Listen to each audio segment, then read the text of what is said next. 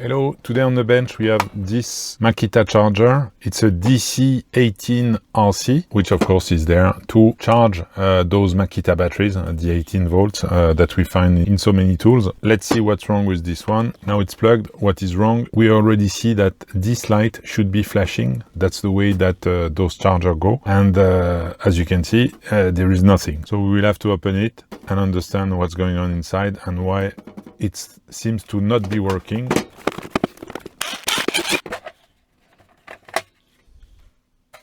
So let's see what we have inside. We have the primary section that is there, and then we have the secondary on that side. We are going to look underneath to see better, but just like that, I don't see anything blown.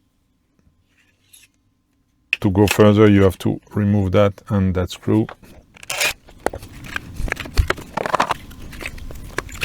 We can see the primary there and secondary just there. So just by look of it, I don't see anything blown on that side too, or any kind of burnt or heat mark anywhere, which is always the first thing that you should check. Nothing striking right there. So before to plug it in again, I will try to check a couple of things and try to understand what could be the issue. So a few words about the method I use for such a device. So this is a classical switching mode power supply. What are the big principles? And please remember, I'm no engineer, so I'm just going to explain the way I understand it, and I think not fully accurate, but I think you will get the big idea with what I say there. We have the mains that are coming there, so 240 or 110 volt in alternative current that are coming through there. So this is really the big dangerous part where you should not put your hands and fingers anywhere when it's live, even when it's not live, because there we have a big capacitor that could maybe still hold some voltage, and you don't want to get them through your body. All that part should be handled with care. So what does it do exactly? To explain the principle of a switch mode power supply, I will use that diagram that I found on the internet that I think is giving the main steps and is quite good. So we'll just use it and step you through the different stages of the power supply that transform AC up to the DC that we use into our charger. So the current is coming there. First thing first, there will be some kind of protection to the mains and to the power supply. Those protection are in different shape. You have this fuse, you have this what is called VS1, which is a resistor, and this TH1, which is a thermistor. Those three are there really to protect either your house electricity or the device itself. If something goes wrong afterwards, you don't want this to cause any issue to your mains, and on the other hand, you don't want like a surge coming from maybe a storm or whatever to burn your whole power supply. So that's where there are some protection. Once it has passed this protection, I would say, it will go to that really important part, which is the bridge rectifier. What the bridge rectifier do is that those alternative wave that are coming from the mains will be transformed into a direct current wave. That's already a first step. And this is done via 4 diodes that are all together in that bridge rectifier that we can see. It's usually easy to identify this type of component because you can see 4 legs that are always all together. Maybe sometimes they are a bit more like a square shape. You can identify this one as being one, especially because you can see there is a plus, a minus at the bottom, and then there are 2 legs with alternative sign. The mains are coming to those 2 legs, and then afterwards, with the bridge rectifier doing its thing, you will have a plus and a minus coming out of it. Then afterwards, the main step is to get those DC bumps, if you want, smoothed, and to smooth them, you put them through that big cap. That big cap will get all the energy coming from there. That will be smooth. You will no longer have bumps, but we will have continuous current that can, be then afterwards treated with the rest of the circuit. So maybe just a word about the values that you can expect on 220, 240, okay, which corresponds to a certain part of the world. You will get the current rectified, and right there, you should get something around 325, 340, 350,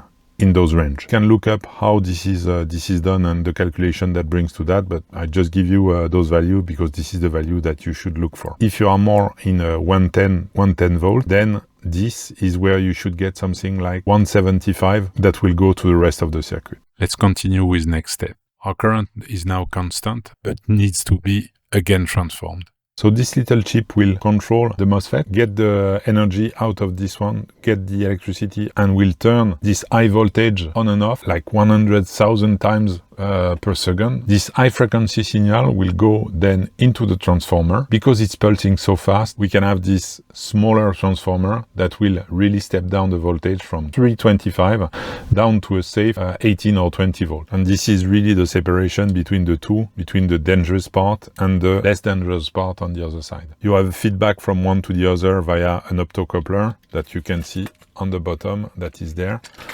But this is to control that whatever is happening correctly. So this can fail. So this is a part to know. And then afterwards, all that is about rectifying one last time into a clean, safe 18 DC and manage all the battery charging, getting the signal out of the battery to understand where it stays, give it power or not give it power. So this is really, I would say, the more intelligent part of the charger. This is really where we provide all the energy so that this part works. So it's interesting to understand high overview principle so that we can try to diagnose what could be the issue and then be able to hopefully fix that one and see what is causing the problem. So as always, I start with the really basic thing, but it happens so many times that I spend a lot of time there without checking that first basic stuff that now I always do it.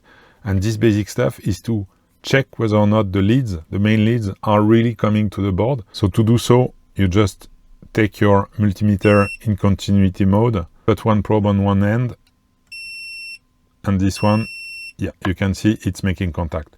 Let's check if the same one is not making contact on the other side, which would mean there would be a shortcut either there or there. So this one, yes, it's working. Now let's go with the other one. Yes. So no issue with the cord itself. What's next? As I mentioned before, are the protections for the circuit. So let's go with that one, F1, which is a fuse. Yeah, so this one is not blown. After that, we have the varistor and then this thermistor. So the varistor is not cut. Yeah, as you can see, there is nothing going through those two, and that's good. This one is there to protect your device if there is a power surge. As you can see, the two inputs are not connected. But let's say that there would be a huge power surge on the mains coming from, again, a storm or something that cause an issue in your circuit at around 1000 volts. This one would open, and then allow this side to go to that side, and this would cause an issue with the fuse, which will then blow. By doing so, in fact, it will protect the rest of the board. If you have to change a fuse, it's not such a complication. But if you let it go, then the rest could, blow, even burn. So by doing so, it's really protecting you. Now let's go to the thermistor. So thermistor, as you can see, it's a different story. So this one is not in continuity mode. This one is not reacting. So that's a bit of a trap, because when you look at it, this is one side of the mains. And as this one side should go ultimately to one of those two diodes, this has to be, if I just use the continuity, you can see it's looking like it's not connecting. And that's right, it's not connecting, because continuity mode is checking for 0 ohm, 1 ohm resistance between those two legs, and definitely it looks like it's not connected. But if instead of continuity you do take really the measurement, let's see.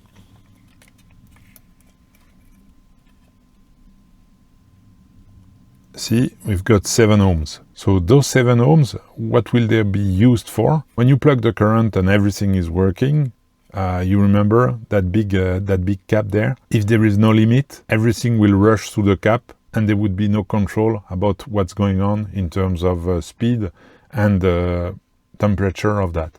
So that's where the thermistor is there. As you plug it in, it will have these 7 ohms, maybe a bit less, maybe a bit more. That will in fact slow down the rush of current to go up to this cap. And as it will go, it will heat. And once it's really heated, it will really let it flow without any resistance. But that would be enough to soft start, I would say, power supply. And that's really the role of that one. Why I insist on that one? Because it happened to me once when I started to repair a kind of power supply, to do the check I just did, continuity, so that it was really broken because it was not making a connection. And when you look at the circuit, it should be.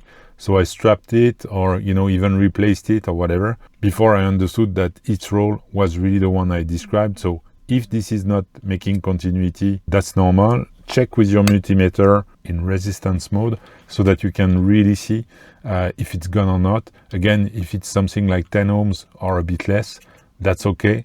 Your thermistor is good. You should not change it. You should not try to bypass it because it's got its role just there. So now we have checked the protection. So the protection, everything is good. So it means that if we were to plug that to the mains, the 220, 110, depending, should be coming to those two. And then the bridge rectifier should deliver on plus and minus. So let's check this bridge rectifier to understand if it's good or not good. So I put my multimeter in diode mode, as you can see. And then from there, I will take one of the extremities. So this one is the plus, this one is the minus, the black probe on that one. Don't worry if you don't remember, you know, black or red. We will have to do it in one way and to the other to make sure that everything is okay. So you put one of the probe there on the plus, and then we will check the diode in that sense. So on that one, we can see 0.5 voltage drop. That's okay. This one, 0.5. So exactly the same. That's good. So now let's just switch and put the red probe there. We have OL, and then we have OL on that one. Those diodes are working fine. This is exactly what we were expecting. So let's do the same on that one. Red one on the minus, we have 0.5, and that one, 0.5. Perfect. Let's do the opposite. OL and OL. So to me, the bridge rectifier, all the diodes are working fine, so we should be okay. Then afterward, this should flow to the big cap. And before the big cap, we can see that this is going through there. And what is that? And so that one is a power resistor that will also slow down the current to go to the big cap. And afterwards, we can see those varistors still there to protect the circuit of any kind of a surge or a big stuff that could be coming. So then afterwards, we have the cap and the little MOSFET and the MOSFET that is chopping the whole thing. It's a component that will be really stressed. So one good thing is to check whether or not it's got continuity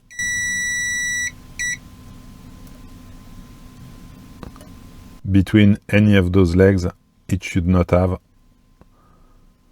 and it doesn't. So that one looks to be good. So at that stage, everything looks okay. So our power supply should be working, but it's not working. So we will have to check a bit further. What I will do is plug it and do some measurements so that we can understand better what's going on. I plug it to the mains, so you understand that this part becomes really dangerous, meaning that if you put your finger on there, you can get a really bad shock. So if you want to do that, make sure you don't touch anything. Of course, you can use your probes, but be really careful not to let a finger, especially again on this high part area. I put my multimeter in AC, so I will start by checking 230, so that's okay. That's what's expected. Now we know that. Let's go to the next step. So next step, if everything goes through the protection, would be the bridge rectifier. So the current is coming to the bridge rectifier. As you remember, this is the plus, the minus, and this is where we have 230 that is coming. So by checking and having 230 at that stage, what we can say and what we can guess is that all the protection part is okay, as we are going up to that part. So now we'll switch to DC, and out of this we should get 325 and not 209. Okay, interesting. So there is something that is not going okay. Let me check again. Did it right? Yes, 209. Okay. Let's go to the big cap just to see if we have. Oh, okay. So it looks like we have even nothing on that one. Okay. Okay, just to be safe, I've unplugged everything again. So with what we did, I can understand that up to there it's working, and then from there it's not working. So even though our measurement of the diodes could be okay, maybe this rectifier could be not okay, or there is something else. So I will check for the resistance of that resistance. So 1 ohm, which is not a lot, but it's in circuit, so there might be a link to that.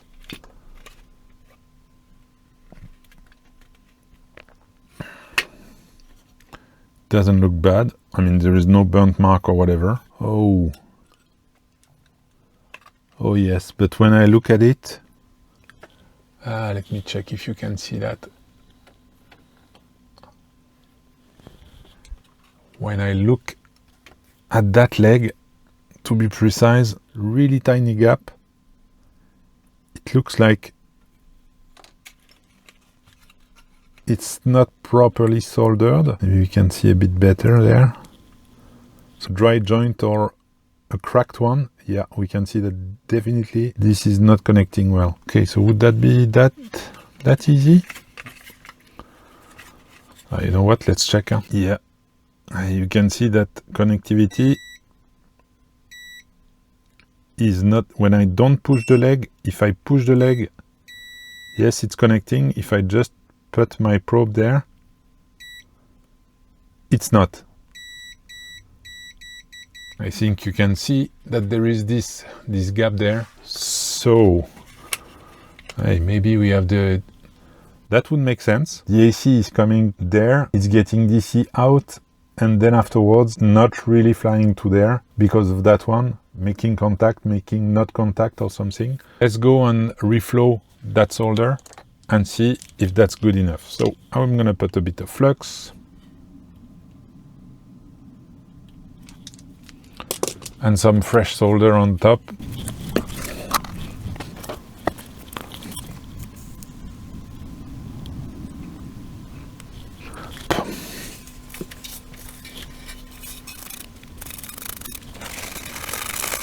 Nice and shiny. Now let's do the same test with that soldered back. I plug the charger back again in DC and let's check now if we have something on the cap. If that's the case, that would be good. Hey, 316. That's good news. That is good news. Okay, before reassembly, there is one other thing I want to check. So our issue was on that big resistor, but you can see that it's kind of moving.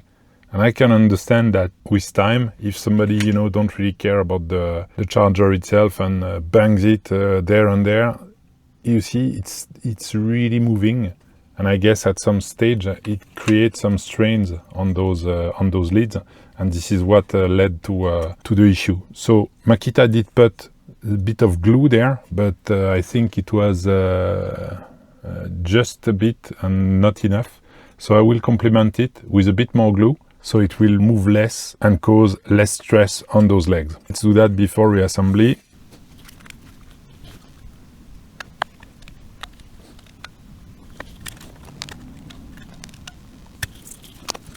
It's looking much better. Now it's not moving so much. That's good. So let's reassemble. I took 5 minutes to clean it up, so it's far from perfect, but it's looking better. Now let's see if the whole thing works. Okay, let's test that.